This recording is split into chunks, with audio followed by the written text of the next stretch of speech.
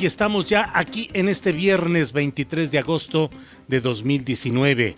Un día con mucha información que vamos a compartir con ustedes, con mucha información, con análisis. Hoy vamos a tener en el tradicional viernes de cubilete, vamos a tener a las reinas chulas, a Ana Francis Moore, a Nora Huerta y a Marisol Gacé, para que nos hablen de teatro político, de humor, de ironía, de parodia, de cabaret político, de muchas cosas interesantes, porque no todo tiene que ser ni tan serio ni tan formal. El humor también libera, el humor ayuda a entender las cosas y en ocasiones vale mucho la pena tener la capacidad de reír, de criticar, de ironizar respecto a políticos, instituciones, discursos y todo lo que sucede en nuestra vida política. Hoy tendremos, como les digo, en la segunda hora de este programa, a las reinas chulas. Y bueno, mire, hay mucha información interesante, pero hoy ha comenzado todo la actividad con mucha discusión respecto a un tema muy peculiar, el comandante Borolas. Lo que sucede es que el presidente de la República, en su conferencia mañanera, habló de cómo se inició toda esta descomposición nacional con aquella guerra contra el narcotráfico que desató Felipe Calderón, y tuvo una referencia indumentaria, caricaturesca, sobre este tema. Vamos a escuchar lo que dijo hoy el presidente López Obrador. Calderón declaró la guerra y le pegó un garrotazo a lo tonto, al avispero, y nos metió en todo esto que estamos padeciendo todavía. No había ni siquiera un plan y en vez de atender las causas, quiso de manera espectacular resolver el problema solo con el uso de la fuerza. No olvidemos que esto no se dice, de que cuando declara la guerra a la delincuencia organizada, va a Michoacán, a Patzingán, que hay mucho calor, así como en Tabasco. Es la tierra caliente de Michoacán. Y va vestido de militar. Se pone un chaleco que hasta le quedaba grande, parecía el comandante Borol. Y ahí declara la guerra. Calderón. Esas son las palabras del presidente López Obrador, el comandante Borolas. Bueno, pues Felipe Calderón en un tuit hoy publicó: hoy se cometen más de 100 homicidios al día, casi el doble que al final de mi gobierno, el cual comenzó a limpiar la casa plagada de animales venenosos. Hoy se les deja crecer porque no se distinguen alacranes de abejas. A mí no me queda el saco, a otros el cargo les queda grande. Bueno, pues qué le digo, desde luego que todo este debate y esta discusión pues ha sido materia de amplia difusión en las redes sociales, particularmente en Twitter, donde pues ya es una de las tendencias de este día el asunto del comandante Borolas.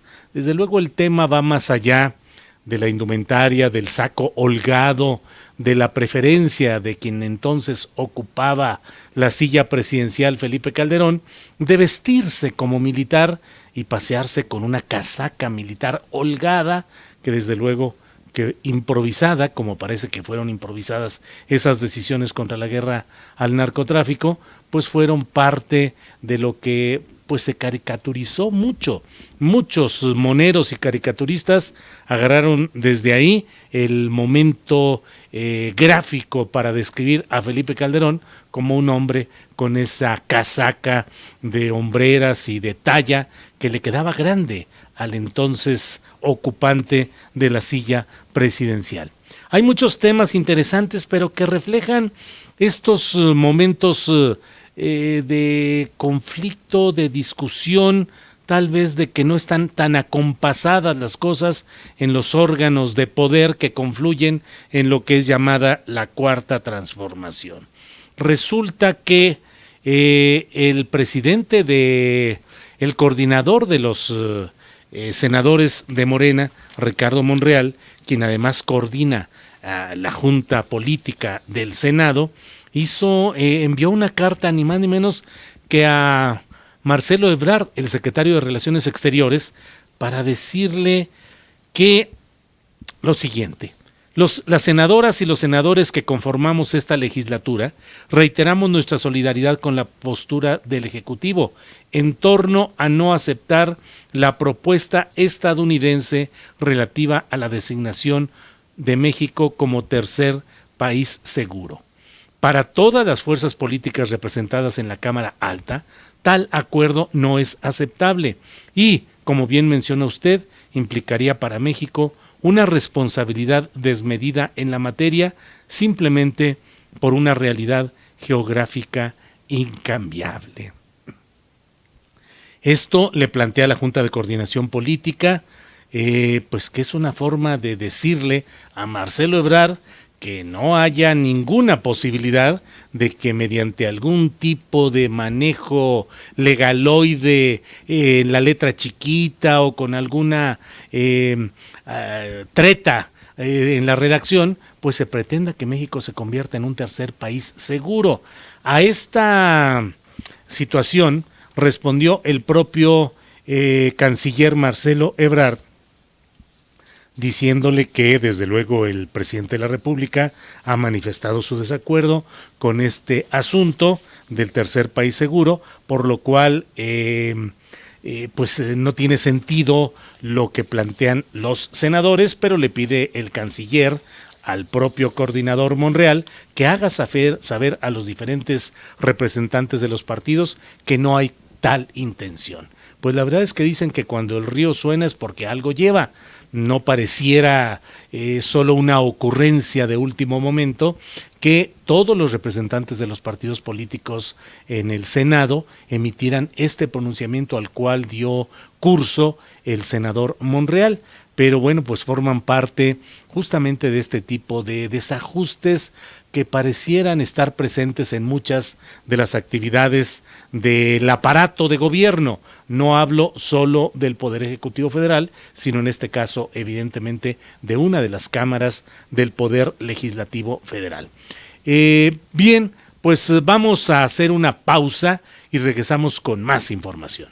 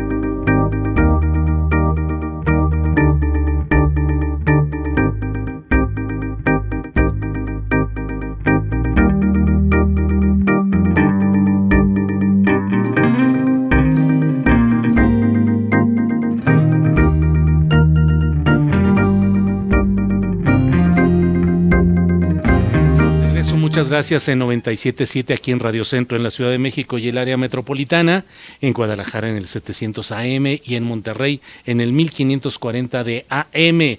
Les agradecemos que nos escuchen ahí y en otras ciudades del país donde se reproduce esta señal.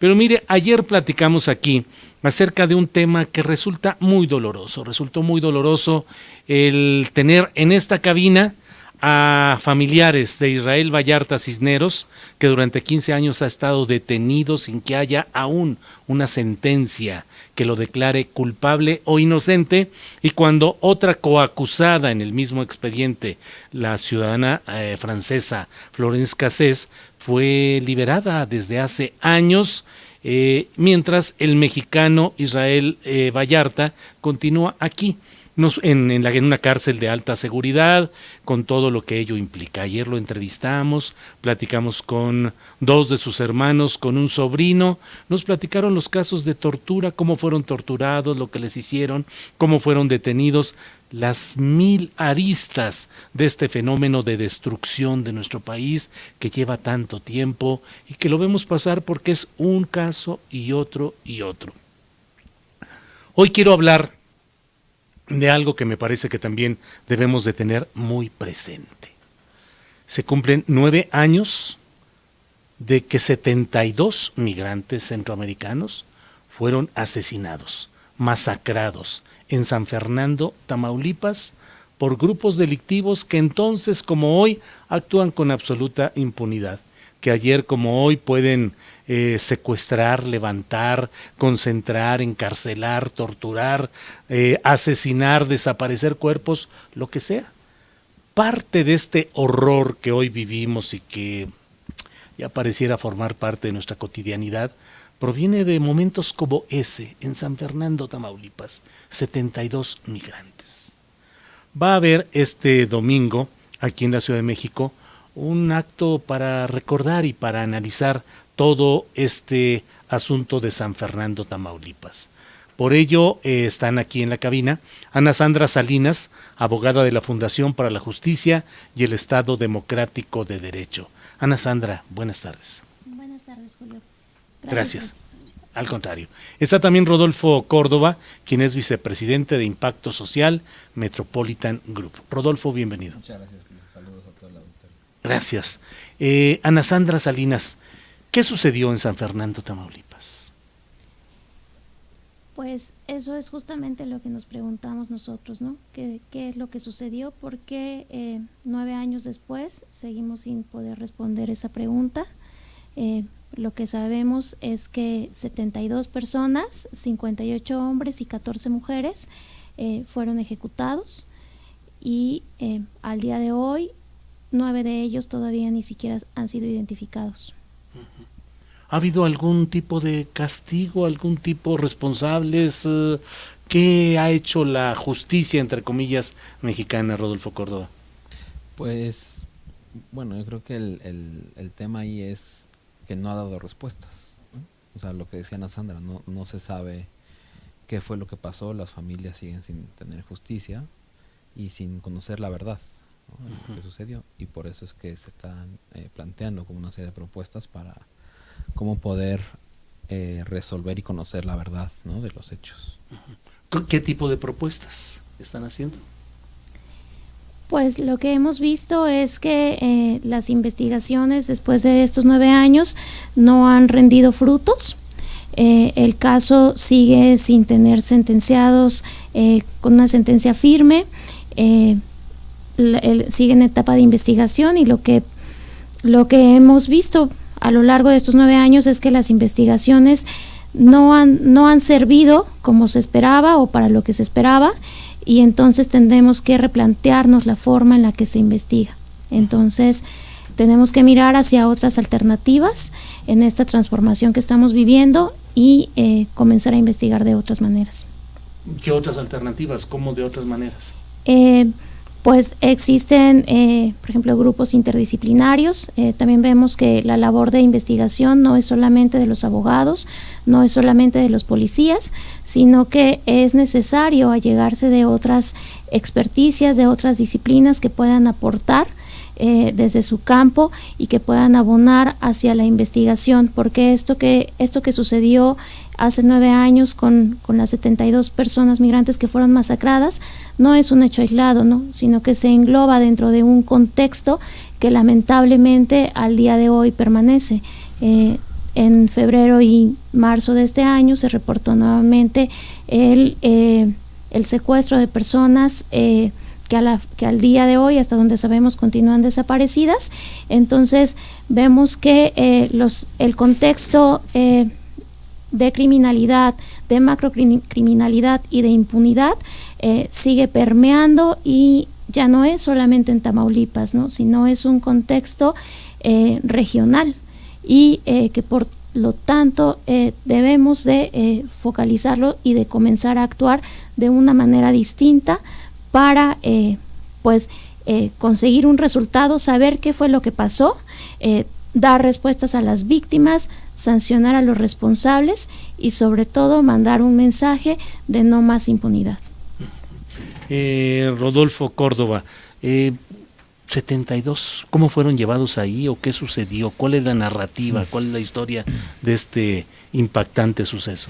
Pues mira, creo que el tema es, ¿no? Como lo mencionaste tú, ¿no?, al principio, y ahorita Ana Sandra también, es cómo se siguen replicando las realidades, ¿no? O sea, el contexto de 2010 pues no ha cambiado mucho y estamos en 2019. O sea, lo que permitió, ¿no?, la masacre masiva de migrantes, pues tiene que ver con unas políticas restrictivas, ¿no? O sea, no unas políticas que se generan desde la solidaridad, por ejemplo, ¿no? O desde cómo poder integrar a los migrantes en las comunidades a donde llegan, ¿no? Son políticas restrictivas y eso lo que genera es más violencia contra los migrantes, ¿no?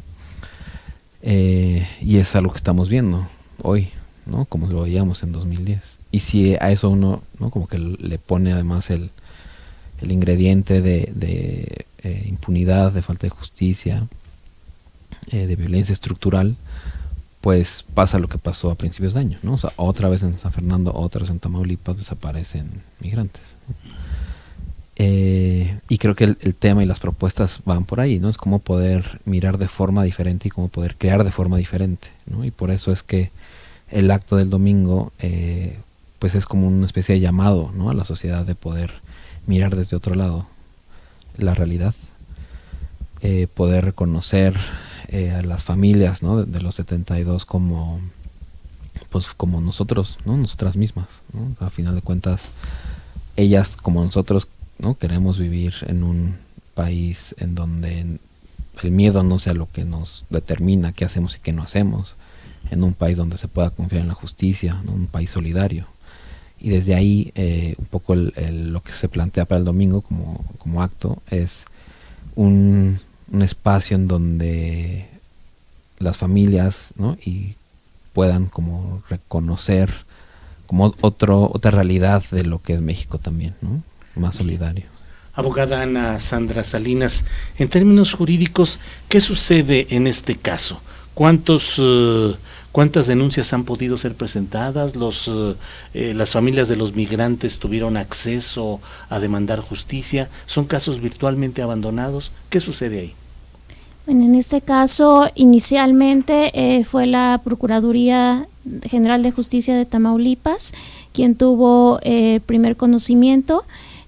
Por la trascendencia, unos días después de ocurrida la masacre, fue atraída por la Procuraduría General de la República, hoy Fiscalía General de la República, en donde actualmente se encuentra. En 2016 se creó una unidad de migrantes para atender, se vio la necesidad de crear una unidad especializada en delitos cometidos contra personas migrantes, y esta investigación fue la primera que llegó a esa unidad. Sin embargo, pues 3 años después de que llegó ahí, pues no ha habido los avances esperados. El acceso a la justicia, como sabemos, es complicado, y esto se agrava aún más cuando se trata de víctimas extranjeras, como es el caso. En esta Fundación para la Justicia acompaña y representa a familias de Guatemala, Honduras, El Salvador y Brasil, en donde prácticamente el acceso a justicia es bastante complicado. Ahora, en el marco de esta conmemoración a 9 años de los hechos, y como parte de la campaña Yo Habito Aquí, más de 72, porque son más de 72 los desaparecidos y ejecutados y ejecutadas en México, tendremos una serie de actividades, y entonces hemos logrado que algunas de estas familias, 24 víctimas estarán presentes, y el lunes próximo el domingo estarán en la actividad que tendremos en el atrio de San Francisco, y el lunes tendremos una reunión con la Comisión Nacional de los Derechos Humanos y las autoridades mexicanas que están relacionadas con el caso, y pues esperamos que puedan darnos a conocer los avances. Bien. ¿Y cómo está la situación ahora con esta nueva circunstancia migratoria en la cual se ha metido México? ¿Hay más reportes de más casos, más denuncias? ¿Qué está sucediendo en ese terreno, Rodolfo Córdoba? Pues, híjole, yo creo que como que las cosas cambian, y a veces cambian para quedarse igual, ¿no? La situación, el contexto no ha cambiado.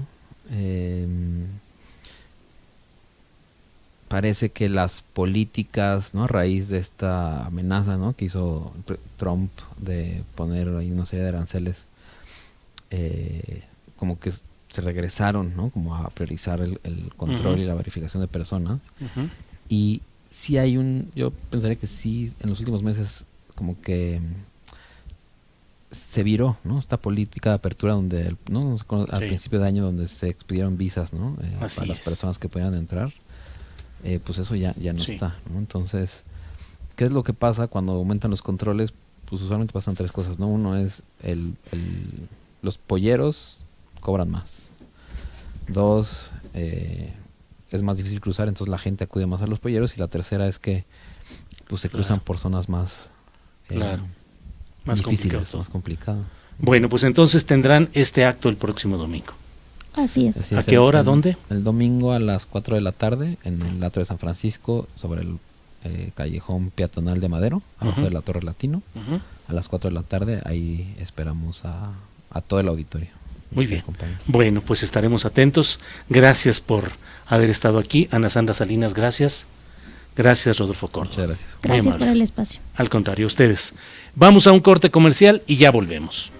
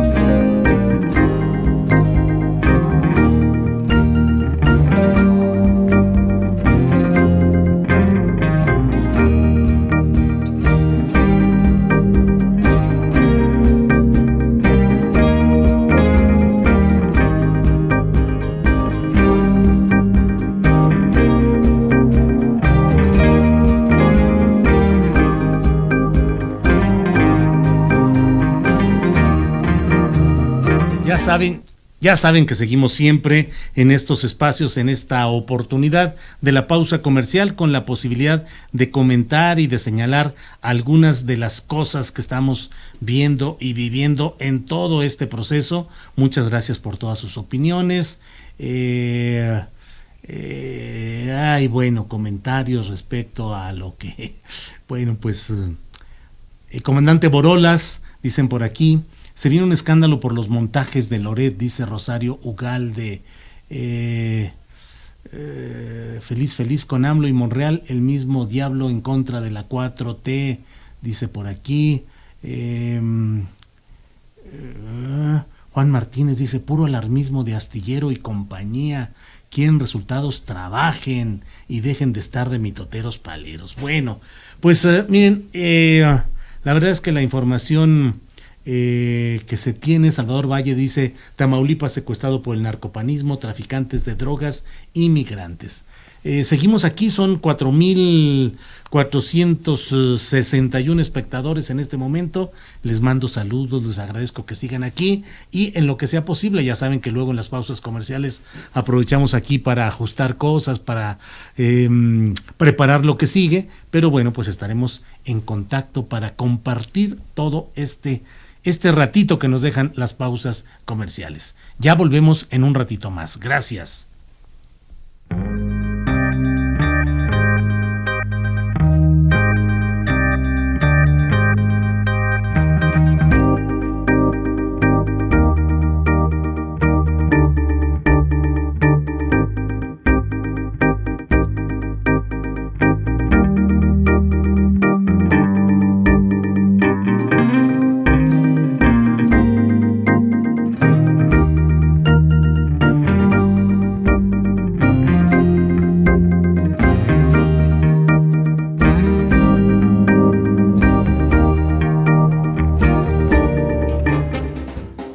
Gracias, seguimos en contacto con la información de lo que va sucediendo en este país nuestro, donde usted lo sabe, que las cosas en cuestión de seguridad pública están complicadas, que continúan en todos lados los actos violentos. Vamos en este momento a hablar con el corresponsal en Tamaulipas, Alfredo Guevara, quien nos va a hablar sobre lo que ha sucedido allá.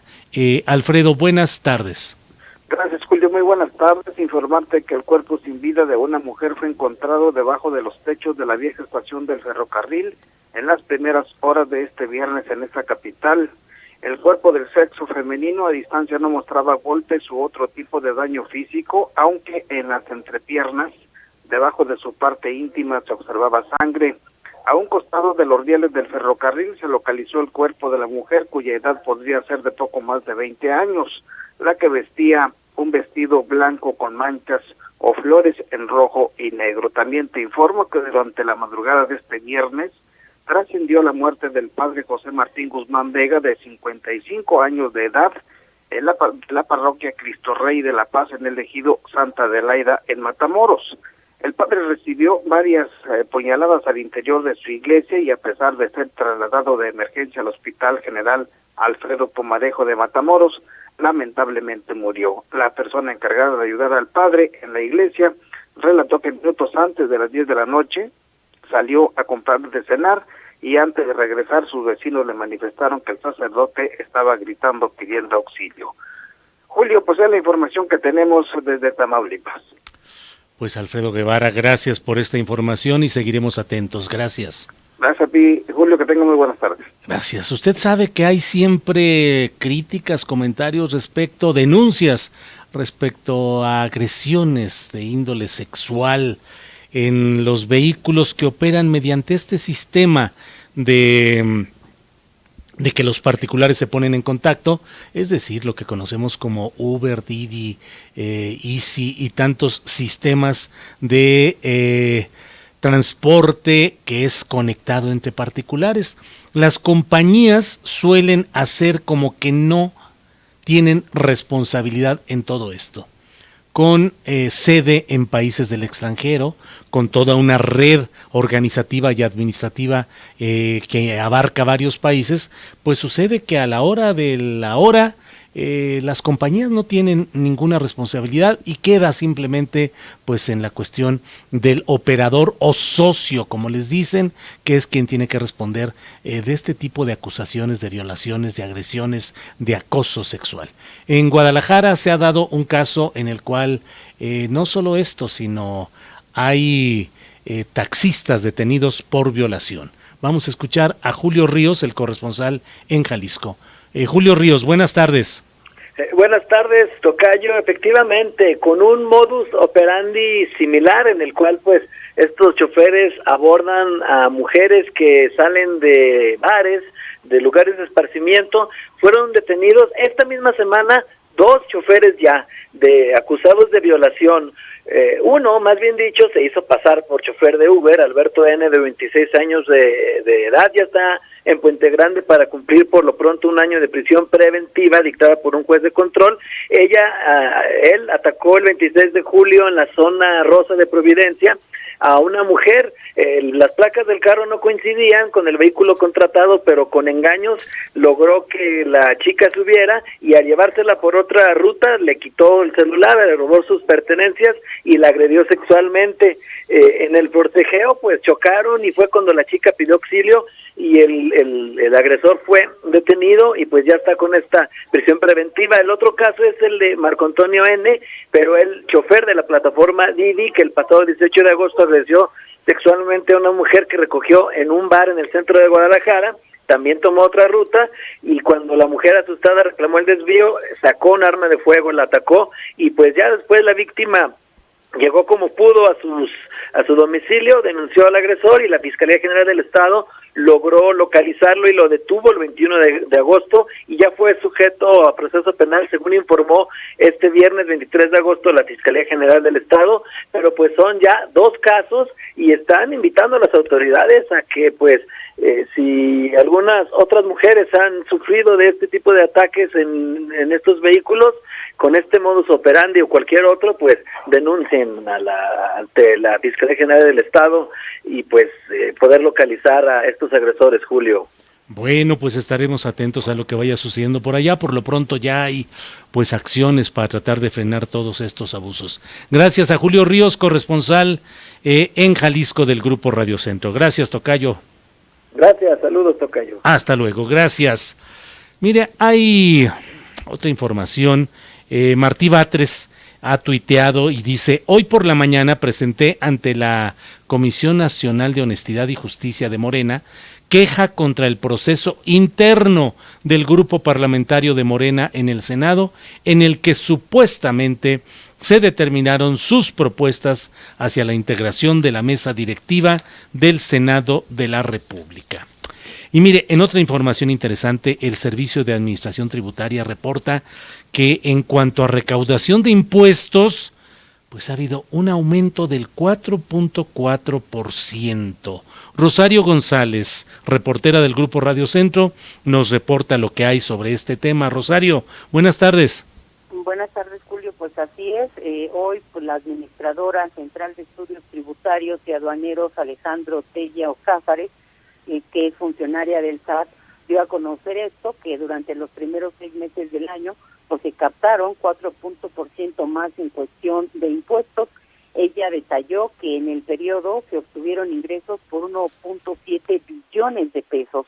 Dijo que por impuestos sobre la renta, en donde se tuvo la mayor recaudación, se ingresaron 927,000 millones de pesos, por IVA 478,000 millones, y por el impuesto especial 228,000 millones. En los impuestos especiales fueron los que más subieron, y ella pues se refirió que ese mayor concepto se dio por gasolina y por diésel.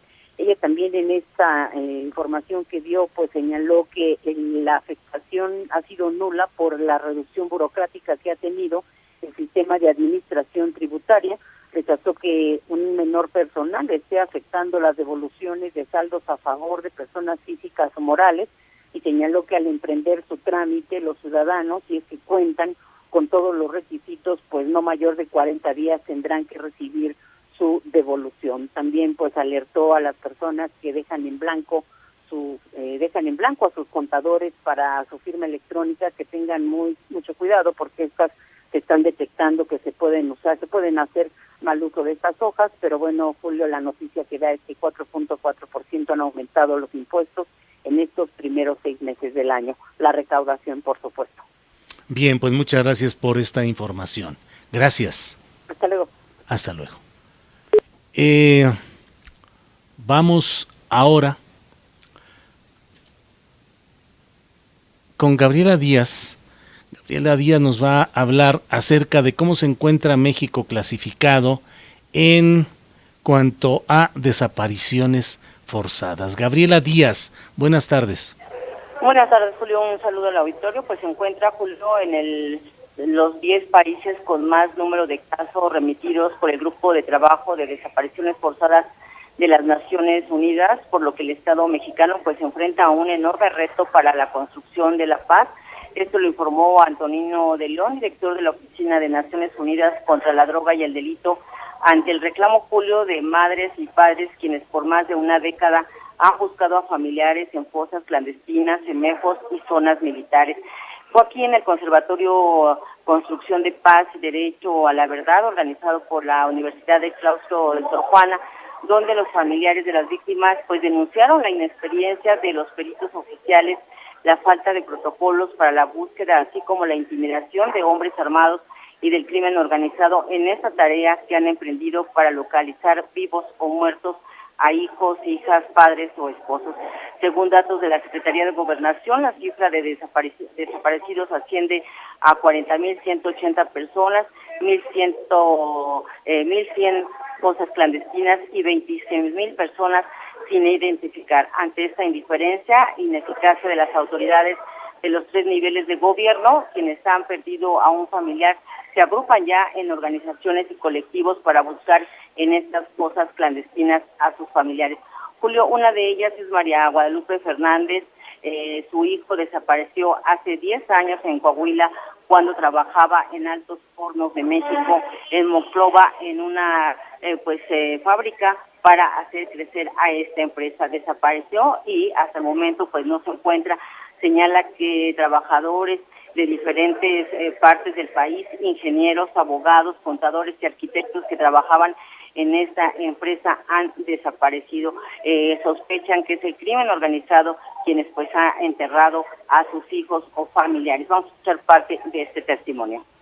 Ha sido muy difícil el tránsito para llevar a cabo la búsqueda de todos nuestros desaparecidos, porque sí, como bien lo decía el señor de Naciones Unidas, se han elaborado diversos protocolos que no han sido bien implementados y hasta ahorita no tenemos un protocolo veraz, desgraciadamente. Hemos exigido ya por 2 sexenios anteriores que se haga un registro, también un registro veraz, un registro nacional de todos los desaparecidos.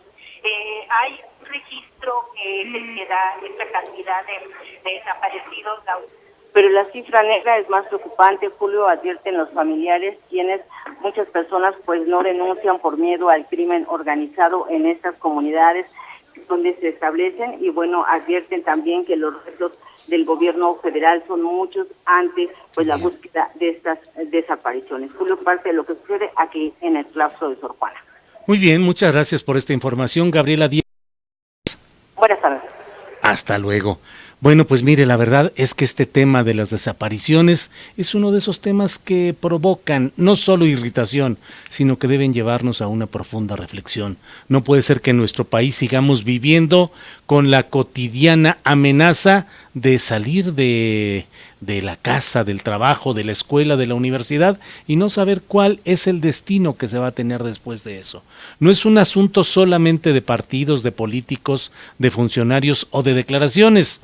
Sí lo es como responsabilidad de todo ese aparato de poder, pero también es el punto en el que debe haber la suficiente denuncia, la suficiente participación y la organización social para presionar a los políticos de cualquier partido, de los anteriores o de los presentes, de los que tuvieron las peores calificaciones y de los que aspiran a tener las mejores. El punto concreto es que México se ha vuelto un país de una población temerosa diariamente de salir a las calles y al trabajo, porque la violencia, la agresión, el imperio de la delincuencia ha hecho que el Estado mexicano en general se vea abatido y disminuido. Esa es la tarea cotidiana en la cual debemos de participar y en la cual todo tipo de denuncia, de señalamiento, de descripción de lo que pasa debe ser entendido como lo que es, una forma de contribuir a que cambien las cosas, a que cambien de fondo y no se queden solamente en la declaración, en el boletín de prensa, en el mensaje del político, en sus buenas intenciones, en sus propósitos de cambio, que muchas veces quedan solamente en eso, en letras, en propósitos, en intenciones. Vamos a hacer una pausa comercial y volvemos con las recomendaciones de fin de semana. Gracias.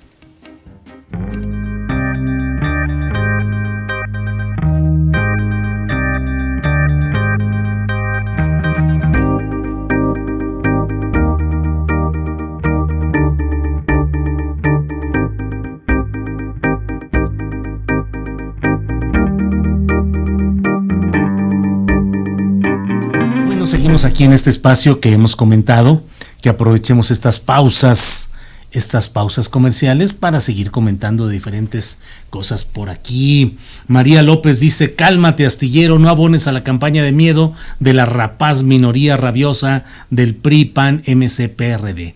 Pues yo no sé si será campaña de miedo, lo que sé es que siguen las cosas igual de peligrosas y que ya son 9 meses de gobiernos que desde luego tienen ya que responder por lo que está sucediendo. No se puede mantener una postura permanente de seguir culpando a estos partidos o al pasado. Lo ha dicho el propio presidente López Obrador, que ya no va a estar mencionando al pasado como responsable de lo que hoy sucede. Imperio de la delincuencia, bien dicho, con los priistas a la cabeza, dice Isaac CSFI. Conservar las buenas tradiciones y los buenos valores no es antiliberalismo, dice Amadeus. Todo sigue igual y así se quedará, dice Melchor Cano. Frida Beatriz dice: estoy de acuerdo contigo, mi estimado astillero, también la sociedad debe de colaborar. Para que un país cambie se requiere de la acción conjunta del Estado y de la sociedad. Irma Portillo Gálvez dice: sí, le quedó grande el saco, pantalón, la gorra, en referencia a este tema de Felipe Calderón, a quien hoy López Obrador, pues la verdad, pues le ha dicho comandante Borolas.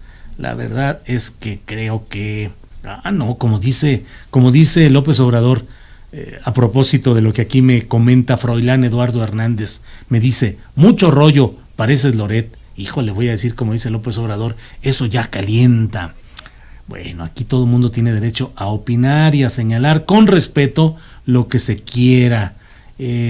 Julio querido, es que se puede pedir resultados, pero no en el tono de la derecha, dice Loza Marta.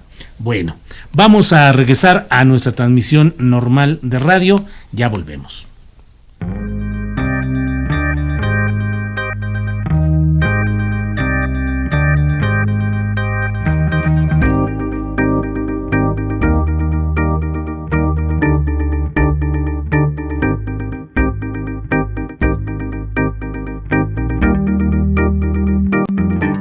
Bien, ya estamos en las recomendaciones de fin de semana y en esta ocasión vamos a tener la oportunidad de platicar con Daniel Mesino, editor, quien nos hace el favor de comentarnos sobre libros para disfrutar en este fin de semana. Daniel, buenas tardes.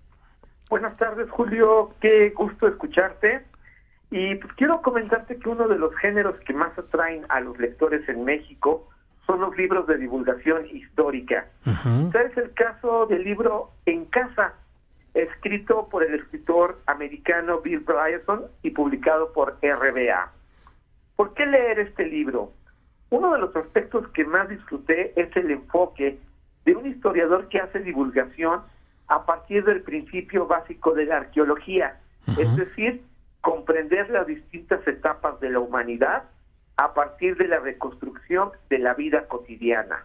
Y me voy a explicar. Sí. Bryson llegó a la conclusión de que hemos dedicado mucho más tiempo a estudiar las batallas y las guerras que a reflexionar sobre aquello que es la historia, y que es montones de gente haciendo cosas normales, comiendo, durmiendo y tratando de vivir con más comodidades. Y este libro, disponible en encuadernación rústica y formato electrónico, a lo largo de, está un poco largo, 672 páginas, uh-huh. Nos lleva por un entretenido viaje dentro de la casa del propio autor para contarnos que la mayor parte de los principales descubrimientos de la humanidad se encuentran en nuestros hogares. Y dice el autor: echando un simple vistazo a mi casa, me quedé sorprendido y también algo horrorizado al darme cuenta de lo poco que sabía sobre el mundo doméstico que me rodeaba.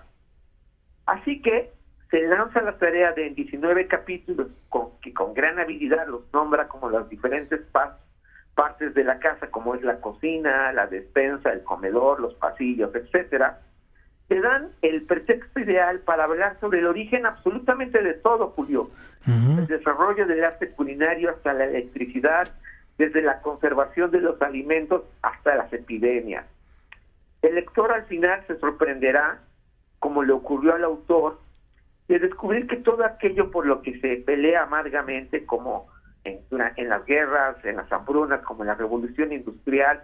La ilustración está ahí en los sofás, en las cajoneras, escondido entre los pliegues de las cortinas, en la suavidad de las almohadas, en la pintura de las paredes y en el agua de las cañerías.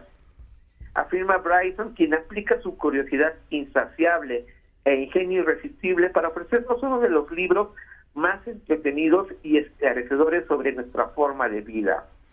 Poco a poco, a lo largo de estas páginas, aprendemos que las casas no son el refugio de la historia, son el lugar, Julio, donde termina la historia. ¿Dónde termina? Exactamente. Así pues, este libro, mi querido Julio, está disponible en todas las librerías del país, tanto como te lo había comentado en el formato impreso como en digital, y se ha mantenido durante ya varios meses entre la lista de los más vendidos. ¿Cuál editorial es, por favor, de nuevo? RBA, es una editorial española que se distribuye en México y que ahora, para fortuna de los lectores, lo ofrece en formato de bolsillo, que eso permite que el precio sea un poco más accesible, Julio. Bien, bueno, pues resulta muy interesante lo que planteas. Trataremos de asomarnos, aunque la verdad 600 y tantas páginas pues ya es pesadita la lectura, pero estaremos atentos a esta recomendación tuya, Daniel Mesino. ¿Dónde pueden leer tus reseñas? Este y otros libros se encuentran en la página de www.yogaentuempresa, y quise abrir una sección que se llama el libro del mes, donde cada uno de los títulos que comento aparecen aquí. Y antes de terminar, Julio, si me das la oportunidad, sí, quisiera invitarlos a la Feria Universitaria del Libro de Pachuca, allá en Hidalgo, que organiza la universidad y que comienza este sábado. Y yo voy a estar el lunes a las 4 de la tarde presentando mi novela Buenos Días, Abril. Órale, qué bueno. La entrada es libre y el país invitado es Italia. Y van prácticamente muchos autores, va a haber una gran cantidad de libros allá.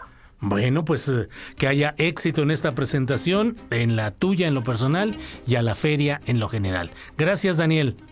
Gracias, mi estimado Julio, y hasta pronto. Así es, hasta pronto. Gracias a Daniel Mesino.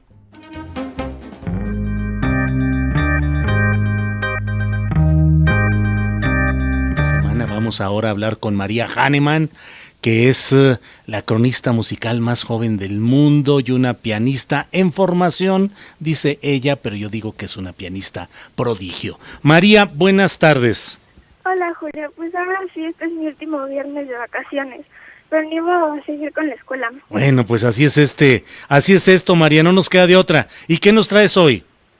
Julio, pues como todos sabemos, el acordeonista mexicano Celso Piña murió este miércoles pasado. Me gustaría platicarles brevemente de su trayectoria. Adelante, María, por favor. Celso Piña era un cantante, compositor, arreglista, acordeonista del género cumbiero. Nació en Monterrey y se le caracteriza por ser uno de los pioneros en la mezcla de sonidos tropicales con géneros como el reggae, hip hop, ska, R&B, entre otros. Celso Piña empezó tocando música regional, acompañado de sus hermanos Eduardo, Rubén y Enrique, dando serenatas en su barrio. Celso Piña fue un autodidacta del acordeón, puesto que no asistió a ninguna escuela de música y solo con base en tocar y ensayar una y otra vez fue que formó su propio estilo. Desde su principio se fue dando a conocer como el rebelde del acordeón o también el cacique de campana. Algunas de sus canciones más gustadas son Gitana, La cumbia de la paz, La negra Nelly, Como el viento y Los gavilanes, y estoy segura que su legado musical durará mucho más tiempo. No, bueno, sí, María, la verdad es que Celso Piña pues es uno de los representantes de la música popular más escuchados y más queridos. Durará mucho tiempo su recuerdo aquí en México. Sí. Así es, Julio. Pero ahora sí, pasando a las recomendaciones de este viernes, te cuento que para los amantes del jazz, en el Centro Cultural del Cantoral, mañana sábado a las 8:30 de la noche se presenta el pianista jazzista Orrin Evans, quien cuenta con una extensa producción discográfica en donde combina estilos que van del jazz al new soul, R&B, hasta el country y el hip hop. Orrin Evans ha sido reconocido como uno de los pianistas más creativos de su generación, o sea que este concierto se va a poner bueno. Y para los más chiquitos en el CENART, sigue el ciclo La ópera es puro cuento y el ballet también. Presentan Hansel y Gretel, una ópera entre 3 actos con música de Humperdinck basada en el cuento de los hermanos Grimm, este 24 y 25 de agosto a las 2 de la tarde. Y del programa 8 de la temporada de verano de la Orquesta Sinfónica de Minería, bajo la batuta del maestro Carlos Miguel Prieto, estará al piano Lilia Silverstein, tocando a Tchaikovsky el concierto número 1 para piano y orquesta en si bemol menor, opus 23, entre otras obras. Todo esto mañana sábado a las 8 de la noche y el domingo a las del día en la sala Nezahualcóyotl. Y recuerden que por parte del INVAL sigue el ciclo de la guitarra hoy con varios eventos. Uno creo que se debe de recomendar es el concierto cuarteto de guitarra del Conservatorio de las Rosas, este sábado a las 11:30 en el Salón de Recepciones. Y en la sala Manuel M. Ponce a las 5 de la tarde se presenta el guitarrista Morgan Simansky. ¿Y puedo hacer una mención muy especial, Julio? Claro que sí, María, ¿de qué se trata? Pues tú sabes, Julio, que yo trato de mencionar a mis jóvenes colegas músicos. Y hoy quiero desearle la mejor de las suertes a un joven y talentoso pianista que pronto partirá por un tiempo a hacer estudios de piano becado en una escuela en Suiza. Lo mejor del mundo, Manuel Carrera, que te vaya increíble. Y pues sí, pues mucha suerte a Manuel, este joven pianista, que cuando regrese nos digas en dónde se presenta para irlo a escuchar. Claro que sí, Julio. Y pues eso es todo, Julio. Muchas gracias, María. ¿Tus redes? Mis redes son Twitter, @María Hahnemann, Instagram, María_Hahnemann. Les deseo a todos un feliz y musical fin de semana y recuerden que si tienes un sueño, no te rindas. Bien, pues muchas gracias, María. Bien, vamos a hacer una pausa comercial y ya volvemos.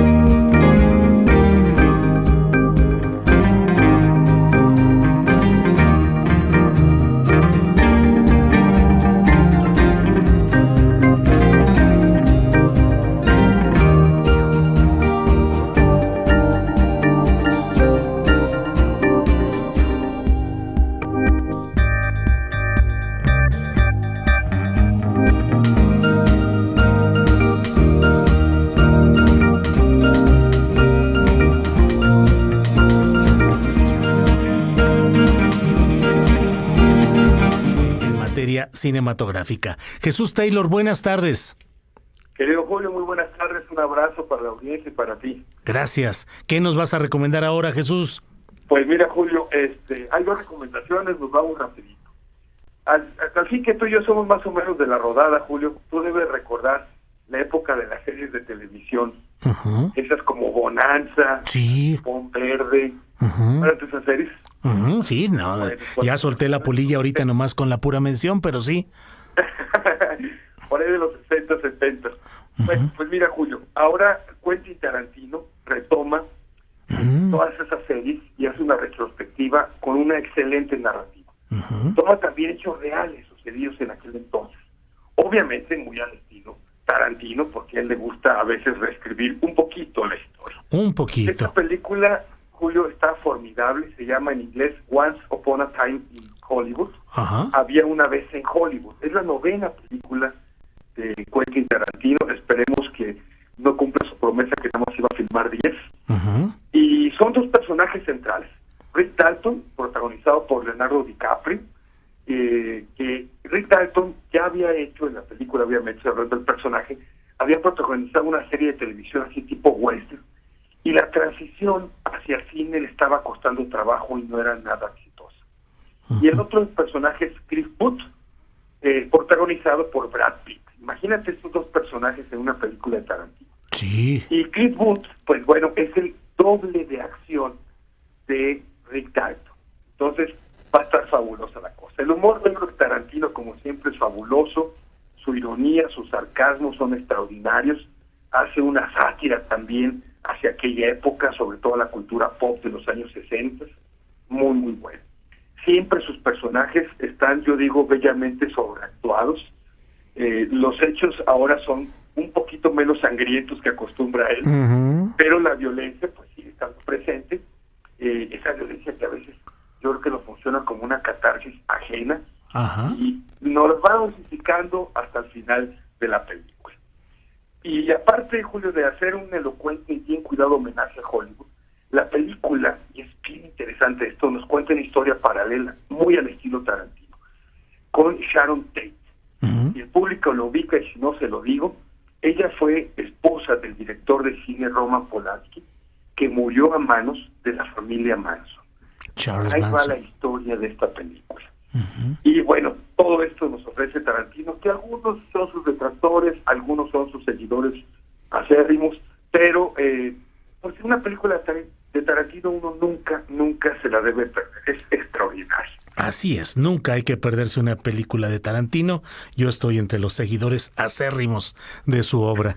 Pues muy bien, Jesús Taylor. Y mira, nada más para no defraudar a los seguidores, no a los de Tarantino, sino a los tuyos, voy a recomendar una película de Netflix rapidito, se llama Amantes de 5 a 7.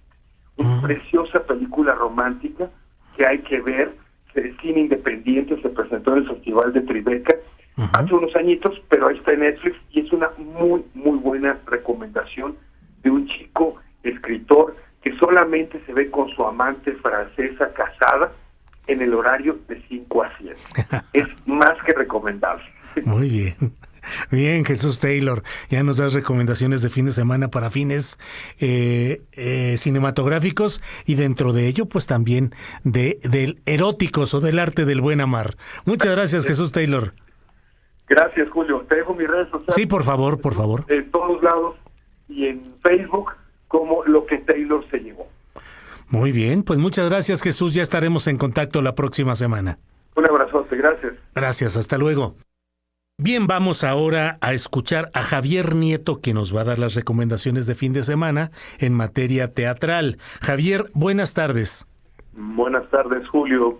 Qué gusto compartir estos minutos contigo y con tu auditorio. Gracias. Mira, hoy vamos a platicar de Codicia, un drama de humor negro que recién se estrenó en los escenarios mexicanos. La historia va de un productor de cine que ha sido recientemente ascendido a jefe de producción. Hace películas, muchas, de esas que generan millones de dólares en taquilla, con gran éxito comercial, pero sin ningún sentido artístico.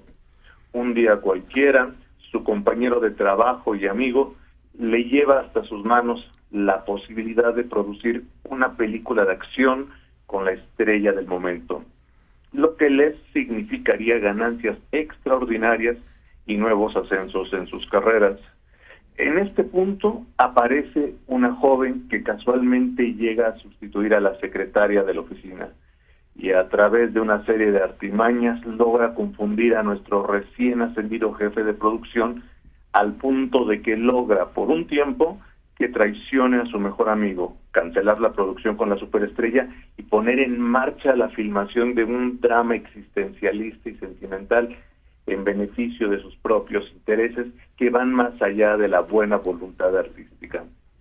Esta breve comedia con mucho humor negro que habla sobre la lealtad y los entretelones de la industria cinematográfica es protagonizada por Adrián Vázquez, Arturo Barba y Jimena Romo.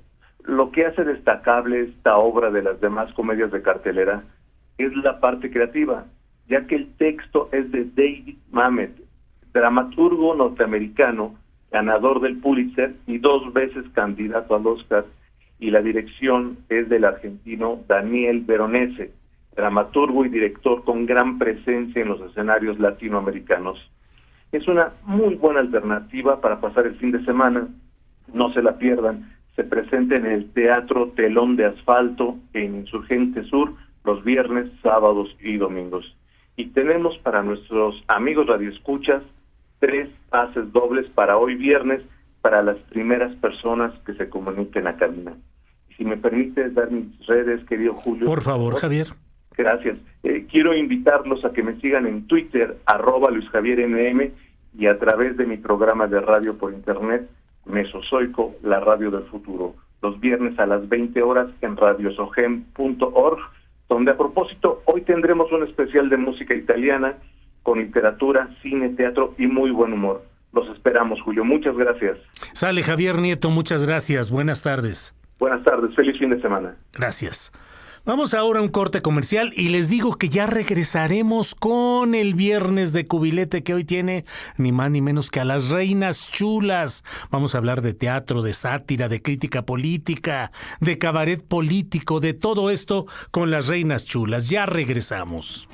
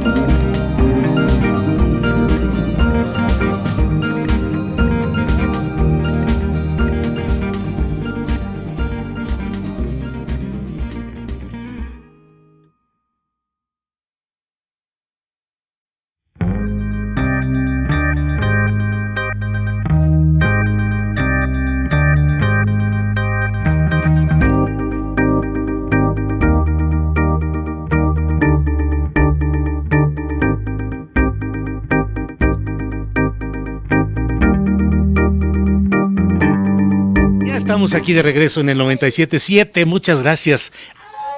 ¡Ay!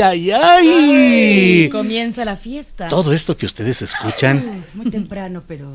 Sí, este es horario para niños todavía. Temprano, pero ya llegaron las cabareteras. Ya llegaron las cabareteras. Llegaron aquí a Radio Centro.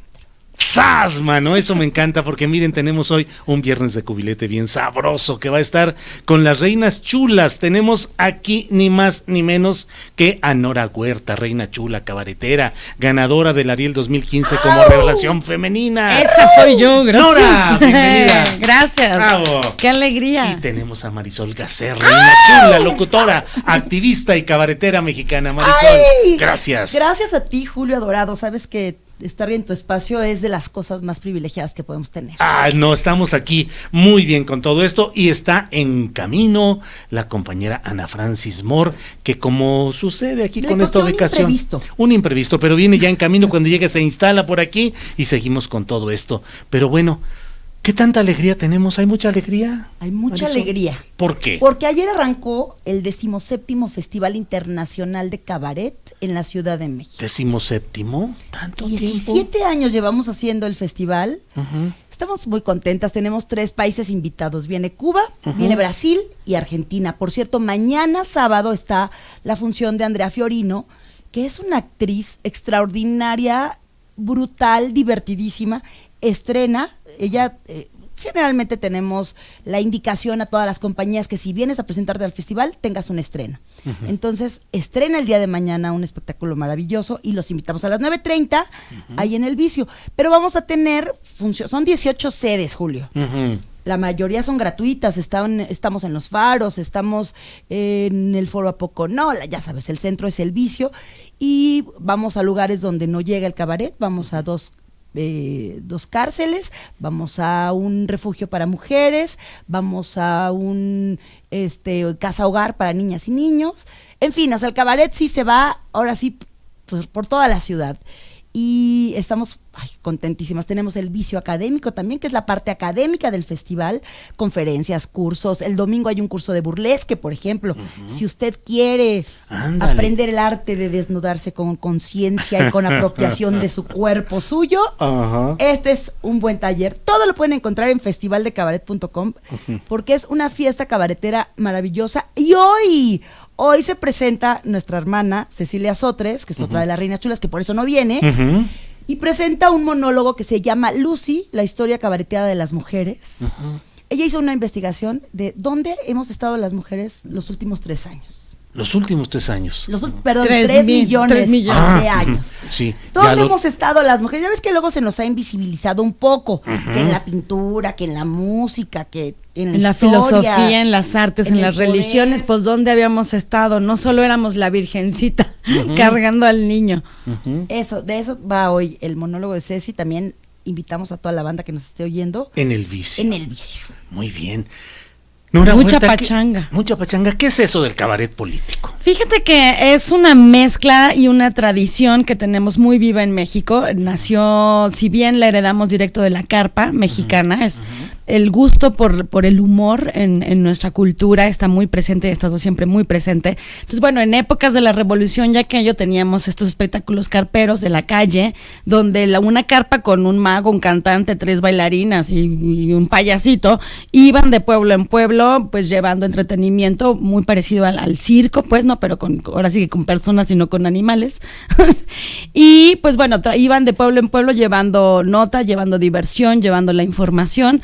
La carpa sobrevive en México y después, bueno, se hace esta fusión entre el teatro de revista, la revista española y la revista francesa, la carpa mexicana con el cabaret alemán.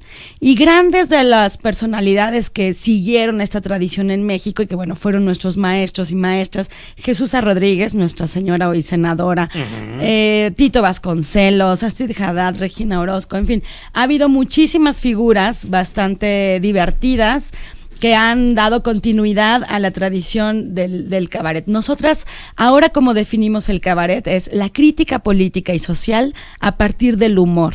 Es decir, todo aquello que nos incomoda, todo aquello que nos genera callito en el pie, como la piedrita en el zapato, lo abordamos desde el humor. Y pues bueno, son espectáculos que en principio buscan hacer reír a la gente, ¿verdad? Desde el punto más afortunado. Y hacer crítica social a partir de ello. Entonces, Las Reinas Chulas llevamos casi más de 20 años como compañía.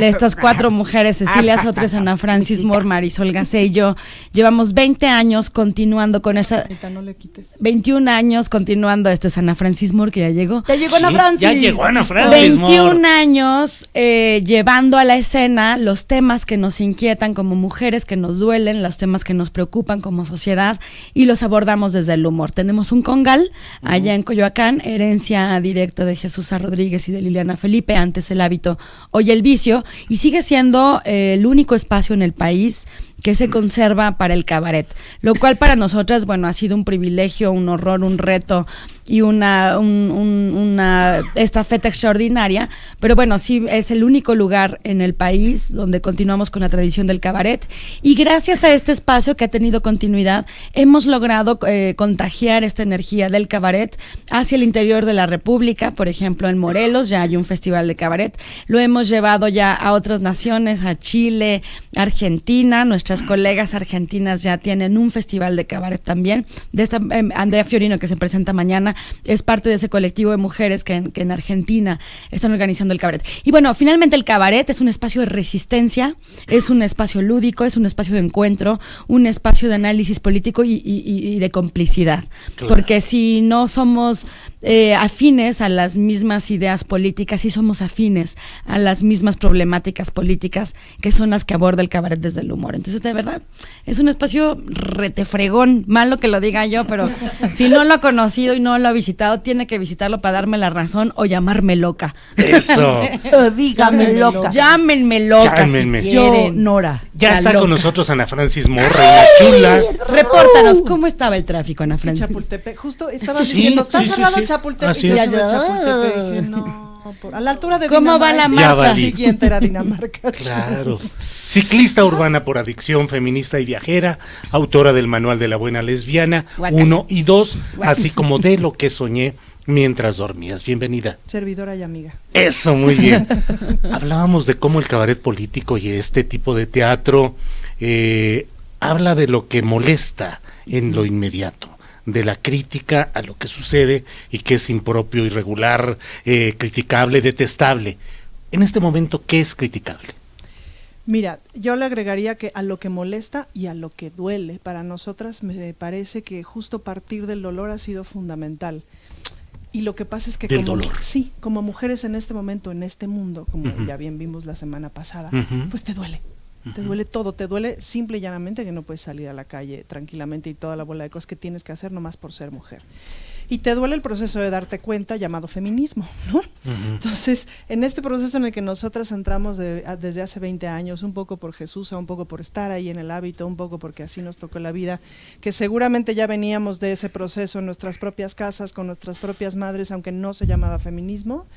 En ese proceso justamente vas describiendo como tus dolores ciudadanos. Nuestros dolores ciudadanos en donde coinciden generalmente tiene que ver con eso, con el ser mujeres y con el descubrir porque además es que no somos mujeres facilitas, digamos.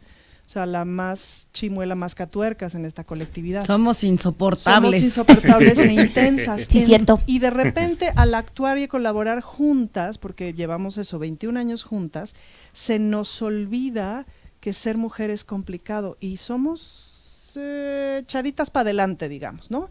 Tiene mucho que ver que las 4 que las otras 3 echan a la otra para adelante, ¿me explico? O sea, echamos por y trabajamos en colectivo y en comunidad. Y entonces, echaditas para adelante como somos, ya cuarentonas, aunque todas nos veamos como de 23, ¿no? Sí. Pero hay que decirlo, muchachas, ya. Tenemos más de 40. Si ya llevas 21 años haciendo cabaret, no puedes decir que tienes 28, ¿no? O sea, a los 7. Entonces, estamos como en ese punto en donde ya te diste cuenta que no tienes que conservar ninguna forma, ni siquiera la del cuerpo. No es cierto. Que no tienes que conservar. Porque somos rebeldes hasta en el cuerpo. Que no tienes que conservar ninguna forma, que no tienes que portarte bien y que tienes que mandar a la goma un montón de conceptos, estructuras y gente que te dice cómo tienes que ser mujer. Pero ya a los 40 ya no te la crees. ¿Me explico? Entonces, hay una parte súper importante de nuestra carrera que tiene que ver con eso y sobre todo los últimos años, con compartir con el público, mucho de nuestro público son mujeres, el cómo le vamos haciendo nosotras para ir básicamente mandando a la goma a todo lo que nos estorba, lo que nos limita, porque nos duele. Pues, los roles, digamos, menos los de canela, que eso sí nos los tragamos. Sí. Los únicos roles que nos gustan son los de canela. Los demás. Yo ya no por prediabética, pero básicamente. si hay gluten free. Si hay gluten free, sí me lo reviento. En fin, como esas cosas, pues, ¿no? Está bien, está bien. Okay. Sí, bueno, está bien. Exacto. Duele este país muchísimo y nos duele como mujeres. O sea, seguimos insistiendo y haremos visible el asunto de nos están matando a las mujeres. Hace rato mencionabas en Tamaulipas, es decir, todos los días hay crímenes hacia las mujeres y de eso seguiremos hablando hasta que se acabe. ¿Cómo criticar, Marisol Gacé? ¿Cómo hacer sátira, ironía política, cabaret político de aquello por lo cual se luchó, que era un cambio como el que hoy electoralmente vive México, pero que también tiene seguramente factores criticables? ¿Cómo criticar eso? Y hay muchos temas de qué criticar, o sea, simplemente ahorita podemos hablar de... acabamos de terminar, Nora y yo, un espectáculo que se llamaba Indecente Caramelo Varieté, donde hacíamos un sketch que hablaba de Nexium y de Emiliano Salinas con la secta esta, con la hija, con Rosa Junco, la hija y hablábamos del tema. Y podemos hablar de Reforma. Claro, del Reforma y podemos hablar de Chayito Robles y podemos hablar de la estafa maestra y podemos hablar del asunto. Creo que tiene que ver, para mí, con un asunto de hablar de la corrupción y hablar de acompañar un gobierno en transición que no sabemos. Eso sí siempre ha sido así como mi postura y mi idea. Yo ahorita veo, por ejemplo, ahorita estaba leyendo a Javier Lozano, ¿no? Que le acaban de encontrar unas casitas de varios millones de dólares, ¿verdad? Sencillitas. Bueno, de todo eso se puede hablar, ¿no? De Claudio X González y los millones que gasta en el aparato para tirar a Andrés Manuel. O sea, hay tantos temas que no nos enteramos y que seguimos pensando que si alguien nos dice, no sé, el periódico X habla que Andrés Manuel hizo tal cosa mal, y ya se hace una redada de desinformación, hasta de desinformación. ¿Y dónde te informas ahora, no? Porque ya nada es confiable. Entonces ahora resulta que pues hay que buscar así, echarte un clavado, ir con el quién sabe qué youtubero a que te diga la neta que ya investigó el pobre hombre. Y porque pues sí, obviamente los medios de la tele y de los medios que conocemos, pues no nos están diciendo la verdad. Y eso sí es muy preocupante y muy terrible, sobre todo en un momento tan especial, tan temprano para esta transformación que se está llevando a cabo, ¿no? O sea, llevamos muy pocos meses y hay que trabajar en conjunto y trabajar todos juntos. Y nos falta, yo creo, mucho esta cohesión. Y hay que comprender una cosa, que la crítica pareja no necesariamente es una crítica inteligente. Es decir, ¿o qué significa criticar parejo? O sea, es que si criticabas a Peña Nieto, entonces tienes que criticar a Andrés Manuel. Sí y no. Es decir, claro que no tenemos que perder nuestra capacidad crítica en tanto cabareteras, y desde el 1 de julio del año pasado nos metimos en problemas intelectuales para pensar ahora de qué vamos a hablar si ganó por el que votamos, pues. Por primera vez. Por primera vez en nuestra luchamos que nuestra existencia cabaretera, pues. ¿No? Sin embargo, pues ahora sí que no es lo mismo, pues, ¿no? No es lo mismo Peña Nieto que Andrés Manuel, pues, ¿no? O sea, Peña Nieto no había o sea, de entrada, ahora sí que de entrada como entró, y de entrada todo lo que representaba, y todo lo que hizo. Y todo lo que ocurrió. Entonces, creo que no tenía nada rescatable Peña Nieto. Yo no puedo pensar en algo rescatable de ese sexenio o del de Calderón. No puedo pensar en algo rescatable que como ciudadano yo hubiera dicho, bueno, reconozco que esto estuvo chido. La neta, creo que no. ¿Me explico? Entonces, pero de Andrés Manuel es otra visión, pues, ¿no? Hay cosas con las que yo estoy profundamente de acuerdo y cosas con las que estoy profundamente en desacuerdo y cosas con las que no sé, porque son escenarios nuevos, ¿no? Y que el escenario nuevo es muy temprano, es un país muy complejo con unas problemáticas brutales que ahí sí coincido, es la corrupción la que ha hecho de este país la circunstancia que tenemos ahora. Es un país muy complejo el que se recibe y 6 años ni siquiera nos van a dar tiempo para mirar transformaciones reales. Ahora creo que nosotras apostamos al espacio crítico, sí, pero de generar el pensamiento crítico y a inspirarnos en el trabajo colectivo, porque es lo único que nos puede salvar o llevar hacia un lugar más interesante que el que estamos. Es decir, que la ciudadanía reconozca su fuerza como ciudadanía.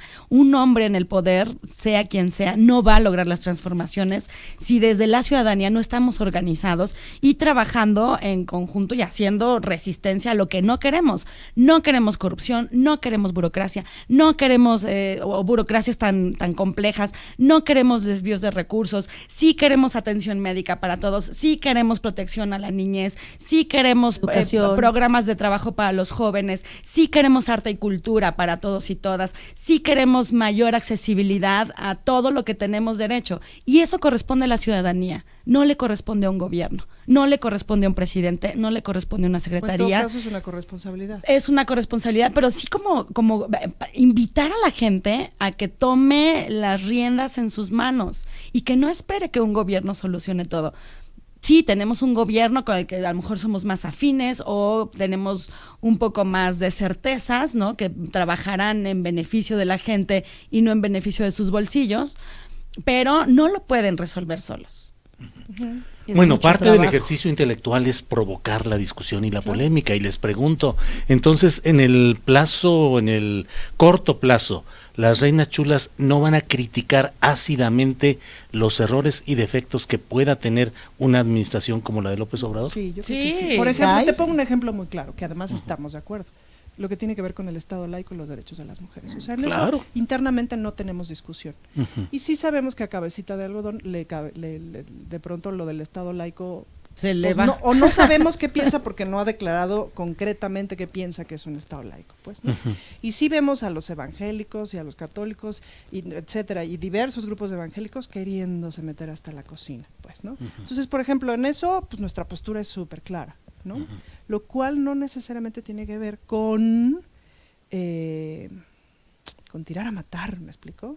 Sino meternos al análisis. O sea, también el asunto de los fundamentalismos religiosos también tiene que ver con grupos corporativos bien importantes, tiene que ver con grupos empresariales bien importantes que le dan dinero a todos esos movimientos como el Frente Nacional de la Familia, ¿me explico? Y además gente con la que tienen que pactar, pero no pactar sobre nuestros derechos.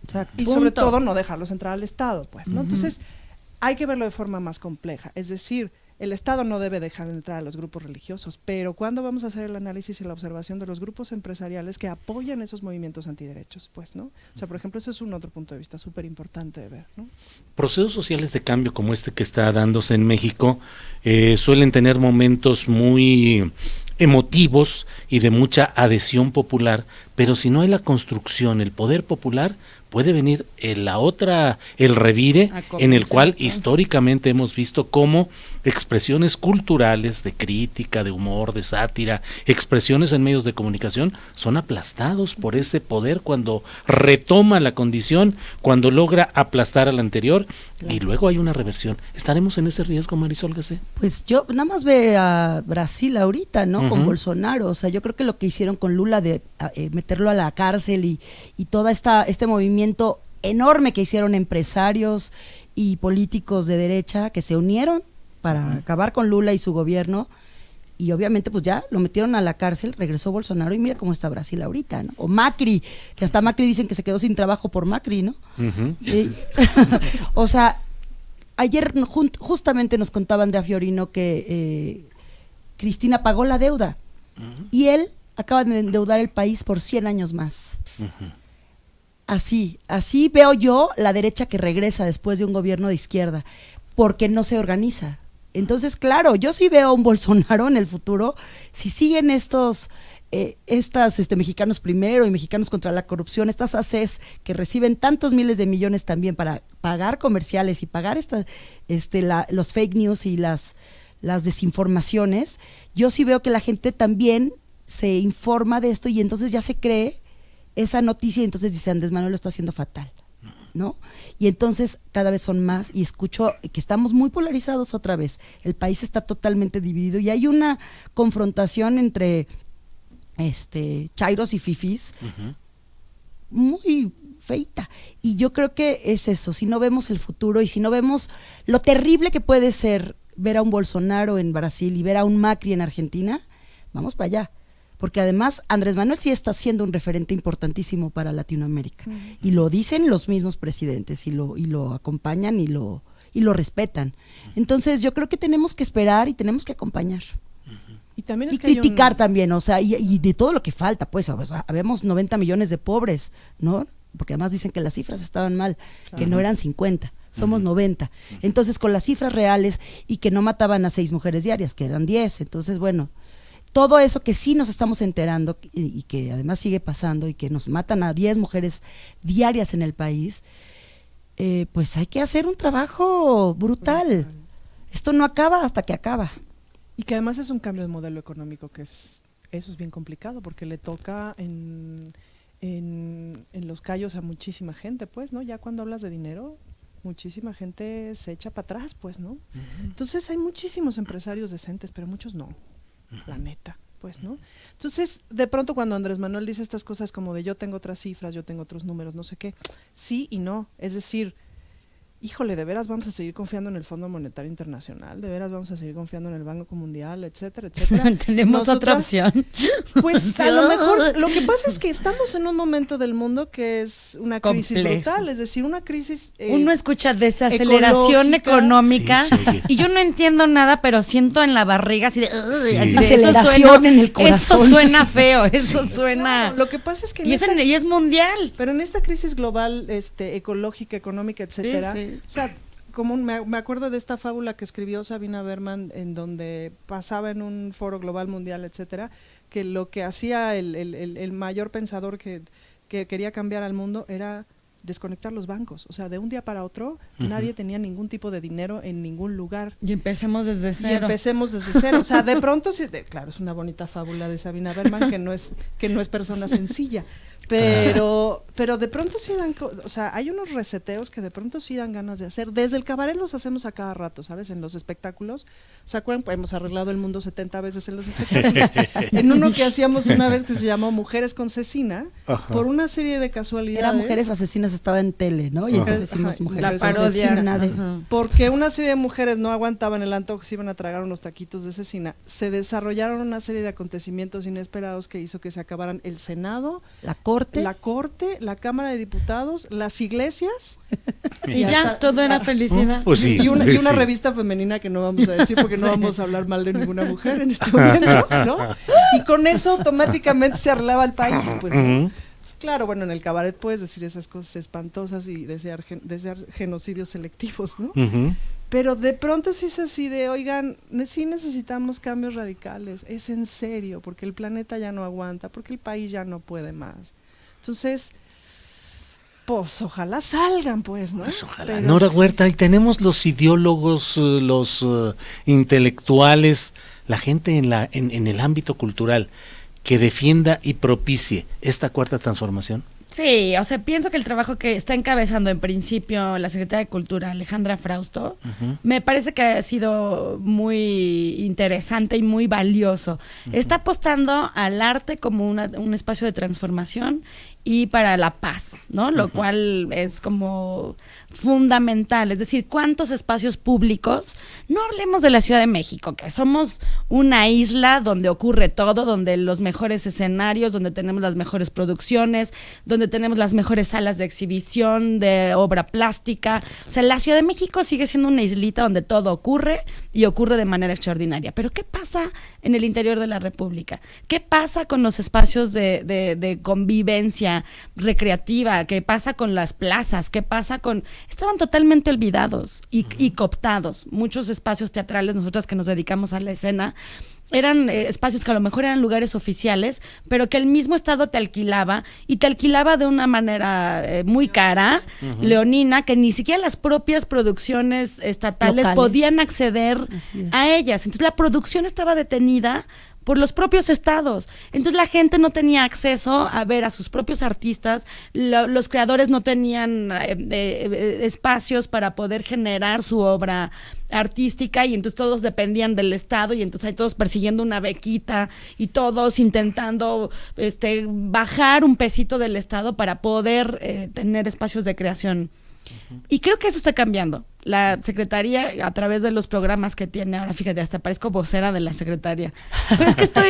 es que fuimos a preguntar sí. y entonces nos informaron. También es que es eso. O sea, y lo único que tuvimos que hacer fue preguntar. Y lo que está haciendo es retomando toda la infraestructura que había en el país, la que tenían guardadita, la que tenían cerrada, la que tenían olvidada, la que estaban alquilando al teatro comercial, la que no habían ni siquiera considerado como infraestructura para hacer espacios de reencuentro y de recreación y de exhibición de obra artística, los está retomando. ¿Para qué? Para que la gente vuelva a salir a la calle, se vuelva a encontrar, se vuelva a mirar con los otros, se reconozca en lo que está mirando, se reconozca en lo que está escuchando, se reconozca en las expresiones artísticas vivas que hay todavía en determinados lugares. No es lo mismo lo que se hace en Tlaxcala, lo que se hace en Guerrero, a lo que se hace en el norte del país.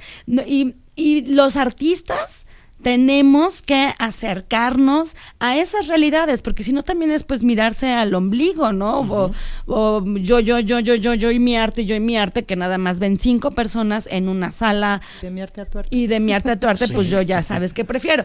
Entonces, esta es como muy interesante esta dinámica que están planteando desde la Secretaría de, órale, los artistas se tienen que mover, tienen que estar en contacto con la gente, reconocer las identidades y la pluralidad y la diversidad cultural que hay en el país, retroalimentarse y que cada quien haga lo que tenga que hacer, que los oriundos de tal lugar sigan haciendo cosas influenciados por el artista que llegó de no sé dónde y que el artista de no sé dónde se deje influenciar por la realidad de este país y la diversidad.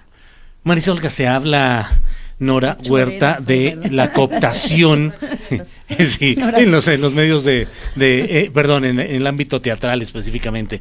En los medios de comunicación también estuvo cooptado durante mucho tiempo, ocupado por los mismos, diciendo lo mismo. Todas ustedes han tenido una nueva... Bueno, eso dicen. Eso me han platicado. Eso cuentan. Que así fue. ¿Cómo ha sido su experiencia en esta apertura, cuando menos de los medios públicos, a tener expresiones distintas? Pues imagínate que nuestra rueda de prensa del Festival Internacional de Cabaret fue en Los Pinos, para hablar de los 10 días de un festival de resistencia y de crítica política. Se nos abre Los Pinos para hablar cuando hace 2 años, ¿cuándo fuimos que nos corrieron a patadas, manita? ¿Hace 3? Como 6, manita. Sí, cuando estaba Peña Nieto, ¿no? Estaba Peña... Y no llegamos ni a la puerta, porque salieron todos los del Estado Mayor Presidencial, agarraron a Anita, le apretaron su bracito. No, era con Calderón. Fue con Calderón cuando llegamos. Sí, ya con yo era la chofera. Fuimos, ya nos echaban un... sí, ¿no? Y ahora pues hasta nos abrió las puertas y hasta estuvimos ahí en la casa de Alemán tomándonos nuestras fotos y todos los cabareteros, ya te imaginarás la fauna que fue a las 10 de la mañana con las medias caladas, la pestaña, el payasito, plataformas. El maestro Ángel Ancón así de, ay Dios mío, siempre aceptando el director del sistema de teatros del... Pero en los canales de televisión 11, 14, el 22, ¿cómo han visto ese proceso de apertura? Pues yo creo que es un proceso igual. Por supuesto que estuvieron cooptados, o sea, la televisión tenía sus contenidos. Me parece que ahorita está habiendo un cambio. Apenas lo estamos vislumbrando, pero yo creo que hay resistencias todavía. Mucho miedo. De Canal 11. La Canal 11, estamos que está terrible. Sketches ahí, sketches políticos en el programa de Johnny Sabina. Entonces, por ejemplo, el martes pasado hubo una discusión súper interesante. Yo me estrené ahí. ¿Usted se estrenó como actor? ¿Qué te pasa? Digo, colegas. Exacto. Ya somos colegas. Que te reventaste una actuación impecable, déjame decir. Entonces, el martes pasado una discusión súper interesante de si se debe parodiar o no la figura presidencial. Claro. Y entonces, claro, John Ackerman, muy defensor de que no se manche la figura presidencial, que no se manche la figura de AMLO, no la figura presidencial, sino la figura de Andrés Manuel, etcétera. Y Sabina muy en el tono de tenemos que entrarle, etcétera. Y presentamos 2 sketches que hicimos, pero que nos tardamos un mes en sacar al aire, justamente por esta discusión interna, pues, ¿no? Y hay discusión, o sea, tenemos algunos sketches enlataditos y guardaditos que estamos justamente de entrada en la revisión legal, porque claro, son cosas que Canal 11 nunca había hecho, ¿no? Como atacar ciertos personajes, por ejemplo, del régimen anterior con sus nombres y apellidos, que no se sabe si eso va a implicar legalmente un problema, etcétera. Entonces ahí están los abogados revisando, ¿no? pero enlatados por ese tipo de cosas o por consideraciones netamente políticas. No, pensamos que es por ese tipo de cosas, porque una televisión pública tiene que tener unos otros cuidados. Y finalmente son figuras públicas importantes que pueden... Y como la ley esta de difamación o no difamación tiene algunas no claridades, bueno, pues el punto es que estamos midiéndolo al agua a los camotes porque no se había hecho eso. No se parodiaba. Bueno, ¿y se debe respetar y cuidar la figura presidencial? No. Yo creo que nada. O sea, no desde el arte. El arte claro. tiene que ser un espacio crítico. Que no de difamación. Exacto. Es distinto. Sí, por supuesto. Tiene que ser un espacio crítico, pero al ser un espacio crítico, es decir, uno tiene un punto de vista de algo y revisa desde un punto de vista el fenómeno que se quiere abordar. E idealmente eso nos generará un poco de conocimiento, nos dirá qué sentimos, qué somos, cómo soñamos, qué pensamos, hacia dónde queremos llegar. O sea, el arte también tiene como un espacio de sabiduría, pues, ¿no? Pero tiene que ser crítico. No puede estar a favor de algo per se, o sea, sin ser crítico de nada. Tenemos que ser críticas. Los espacios se están empezando a abrir. Bueno, Canal 22 me parece que siempre ha hecho un gran trabajo. Todas las televisiones públicas, Canal 11 ha hecho programaciones y también contenidos han sido muy interesantes y han sido programaciones extraordinarias. Y ahora que se perfilan, bueno, simplemente con el programa de Johnny Sabina, donde estamos colaborando, la lluvia de agresión también, pero por este sector fantasma, ¿sabes? Que uno no sabe muy bien de dónde salió el seguidor con 100 personas y que no tiene foto y hay unos taquitos dorados. Entonces, ¿qué dices?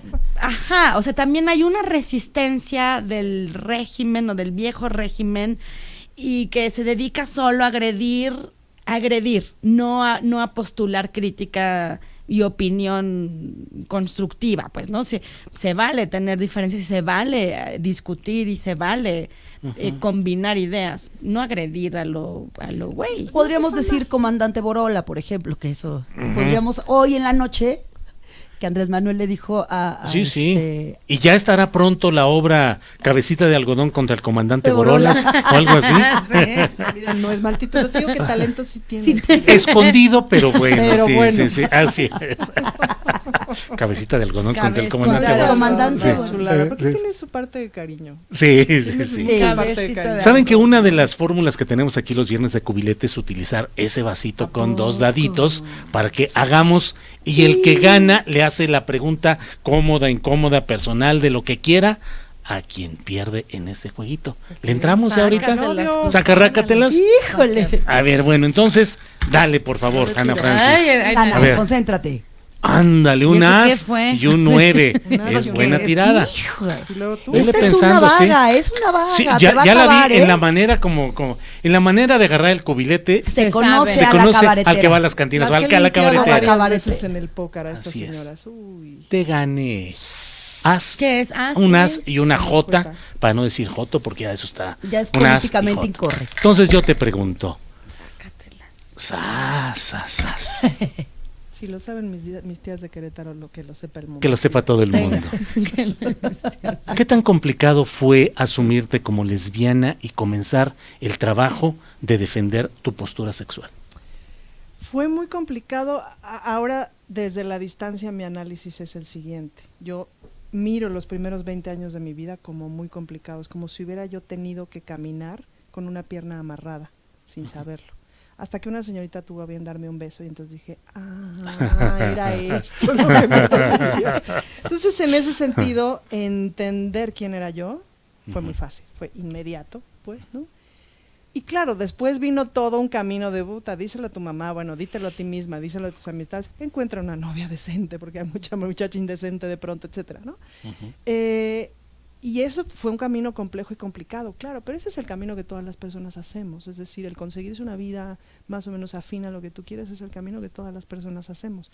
El problema es que deberíamos de hacer, el problema es que cuando no te enseñan que se puede hacerlo con una persona del mismo sexo, entonces traes un hándicap ahí terrible hasta que lo descubres. Entonces, en ese sentido, la gran dificultad fue descubrirlo, que se dio pues porque básicamente se iba a tener que dar en algún momento de mi vida. Ojalá hubiera sido más joven, ojalá lo hubiera yo descubierto en la secundaria, pero ojalá lo hubiera yo descubierto en la primaria para tener mis novias y casarme con ellas en la kermés, que es lo que todo mundo hace, pues, ¿no? En vez de cargar como todo ese dolor tantos años, porque de que lo descubres y de pronto descubrirlo a los 53 que ya con tus nietos y etcétera, híjole, se puede poner más complicado, por eso insistimos tanto. Y bueno, y en ese sentido, pues el activismo ha sido como un bálsamo al corazón, porque entonces me da algo que hacer para justo las que vienen, pues, ¿no? El otro día en una comida de una amiga estaba la hija de su hermana, que es una chavita queer, como de 10 años, es decir, cuya identidad no era tan claramente visible si era hombre o mujer, y estaba expresada de forma muy libre. Y no sabes lo que sentí en mi corazoncito de qué padre que ya haya niñas que se puedan expresar así, porque yo debí de haber sido esa niña, que me dejaran estar con mi pelo corto y que me dejaran machorrear a gusto y que me dejaran que me gustaran las niñas y tirarles el calzón y etcétera, y que eso no implicara un juicio de valor, para poder crecer libremente y entonces tener tiempo de aprender a tocar la guitarra, que no la sé tocar y tenemos que hacer shows tocando la guitarra. O sea, hacer cosas productivas, pues, ¿no? En vez de estarte ocupando de si te van a juzgar por quien te gusta. Entonces, el activismo ha sido como todo un bálsamo para poder justamente hacer cosas y cuidar y curar a esa Ana Francis chiquita que no pudo, ¿no? Gracias, Ana Francis Moore. Nora, ¿le entramos? Échale, mi Noris, échale. Concéntrate. Te van a preguntar de las cirugías en las unas, mira lo mismo que yo, un as y una jota. A ver cómo te va. Me van a preguntar porque si no te preguntas, ¿eh? ¿Vienes de barrio? ¿Vienes de barrio? Arriba la JB, ¿cómo no? Están cargados, un par de cuenas. Están cargados. Se me hace que ahí hay mano negra. Bueno, Nora Huerta, en los datos que veo aquí, dice ganadora Ariel 2015 como revelación femenina. ¿Qué tanto frustra o impacta negativamente el sentir tu desarrollo artístico, el no tener expresión en medios más masivos de expresión, como es, entre otras cosas, la televisión pública, los espacios más amplios? Quiero decir, a veces se es marginal porque no se accede a los grandes lugares. No, o sea, al contrario, creo que la decisión de nuestra vida ha sido estar en los espacios marginales, porque los otros medios no nos interesan, no nos representan, no hacen lo que nuestro horizonte de vida quiere mirar allí. Entonces yo nunca me he sentido fuera, o sea, claro, de pronto volteas y dices, bueno, me encantaría tener acceso a esos lugares y tener otro tipo de producciones, hablar de otro tipo de cosas. He estado en algunos momentos en la televisión, por ejemplo, y ha sido muy incómodo y doloroso. Ha sido triste, así no poder decirle a la gente, oigan, no, ese chiste no está bueno porque me está agrediendo. O sea, o este comentario no es lindo porque nos está hundiendo en el fango como personas, ya ni como hombres o mujeres, como personas nos hunden en el fango. Entonces, ha sido doloroso, pues. Entonces, ha sido una decisión de vida no estar en esos espacios. Claro que nos gustaría como actrices, somos actrices formadas y egresadas de escuelas profesionales de actuación. Me encantaría hacer cine, ¿no? Por ejemplo, la oportunidad que tuve en seguir viviendo un documental ficción que abordaba, que además era afín a mí, abordaba un asunto de los feminicidios en Ciudad Juárez, el caso de Norma Andrade y de sus nietos, era una historia para sus nietos, sobrevivientes, activistas a su corta edad. Entonces, bueno, hasta la película era una cosa afín a mí, me pertenecía, era mi vida, era parte de mi historia y tenía que hacer esa película. Entonces, por suerte, la vida, lo que sea, hice una película y me gané un Ariel y ha sido un gran regalo. Me encantaría hacer cine, pero también qué cine quiero hacer. Sé que no es el cine que se está produciendo, no es el cine que están haciendo nuestros compañeros. En fin, o sea, es un otro proceso que nos tiene en el lugar que queremos estar, que nos tiene diciendo lo que queremos decir, produciendo lo que queremos producir y soñando lo que queremos soñar, que los otros lugares no lo permiten, son imposiciones. Gracias, Nora. Ándale, Marisol, Ay, porque no, ya en estuvo términos suave. estadísticos te toca a ti ganar, porque si ya, así es que Espero te que toca ya a ti. hayas pensado. Tírale y piensa la buena pregunta para Julio. Una pregunta bien manchada, ándale. No, ¿Qué fue? Marisol. Está gachísimo, Gachísimo. ¿verdad? Si quieres, dale de nuevo. Un 10 y un 9. Digo un 8 y un 9. De nuevo. No, neta. Ay, voy a tener hasta doble. Si pierdes doble. Ándale, un as y y un joto. joto. Otra Estamos, vez. sí. Ay, yo creo que ya gané. ¿Y ahora qué pregunto? Ya Porque ganó, no pensaba. ya ganó.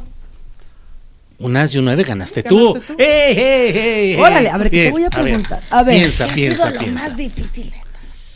Julio, Yo mero.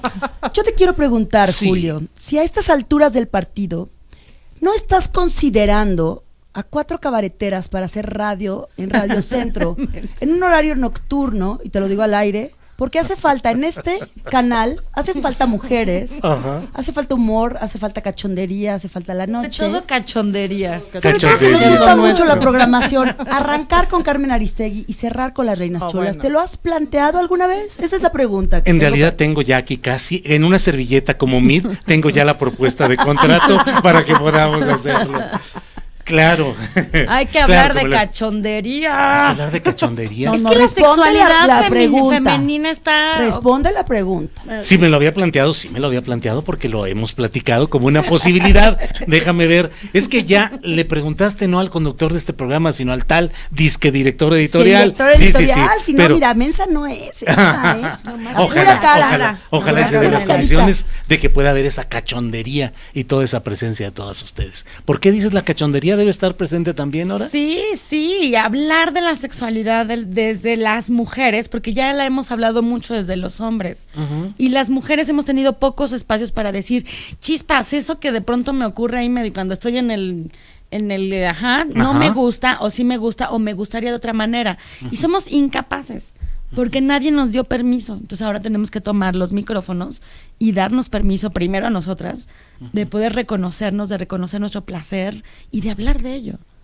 También hablar del amor romántico, es una cosa muy tremenda el amor romántico, el amor Disney me gusta decirle más, como el amor Disney que te somete, que te cuadra, que te cierra en un cuadrito muy pequeño y te hace sufrir. Y a hombres y a mujeres, pienso yo, también a los hombres el machismo les viene mal, y les viene mal por muchas razones, no poder expresarse, tener que verse como proveedores, tener que vivir dobles o tres o 4 o 5 vidas, la deshonestidad, ¿no? O sea, todo eso también son cosas que tendríamos que estar también planteando y con humor. O sea, ahorita, claro, lo planteamos como lluvia de ideas, ¿no? Pero yo creo que todo tiene que estar permeado con la risa, porque la risa es catártica, la risa te suelta, la risa es adictiva. La golfería también. La golfería es los adictiva. Distintos ejercicios ¿La golfería de es adictiva? No, los distintos, estoy planteando un tema a discusión, a disertación. Los distintos ejercicios de golfería que puedes aplicar y de los cuales puedes aprender un montón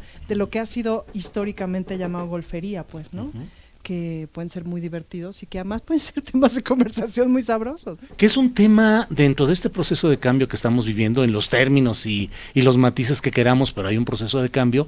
Dentro de ello, la cuestión sexual, seguimos todavía muy atados. Y es el lugar ahí es donde perfecto te para digo, dominar a ajá, las personas. O sea, seguimos siendo sujetos de dominación a partir de nuestro cuerpo y de nuestra sexualidad. Imagínate que el orgasmo es un espacio de control, cuando el orgasmo es el espacio de libertad y de equilibrio de la psique.